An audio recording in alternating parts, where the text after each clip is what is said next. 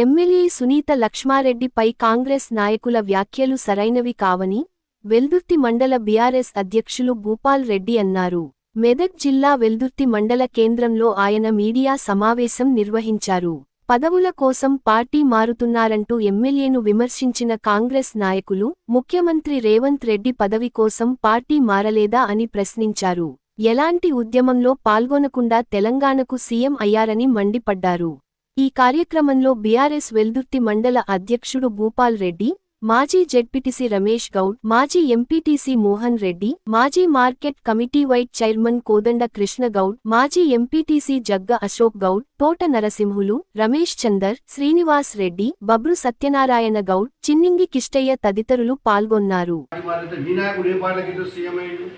అదన్నీ ఆలోచుకొని మాట్లాడేటువంటి ఆ మాటలు మాట్లాడితే ఇప్పటికైనా అటువంటి మాటలు మాట్లాడితే మేము ఊరుకోము. మండల స్థాయిగా వారి కాన్స్టిట్యూషన్ స్థాయిగా పార్టీ ప్రతిష్టంగా ఉన్నది. మేము కూడా మీ దగ్గర మేము కొట్లాడతాము. మేము కూడా మీరు తిరగనీయమంటారు. మిమ్మల్ని తిరగనీయకుండా రోజు వస్తున్నాయి. మీరు ఇచ్చిన హామీలు ఒక్కటి అమలు కాలేదు కాబట్టి ప్రజలలో ఏ ఒక్క పెట్టుకొని వస్తారు. మీరు ఒక్క హామీ కూడా అమలు కాలేదు. ఇచ్చే పాత హామీలు అమలు చేస్తలేడు.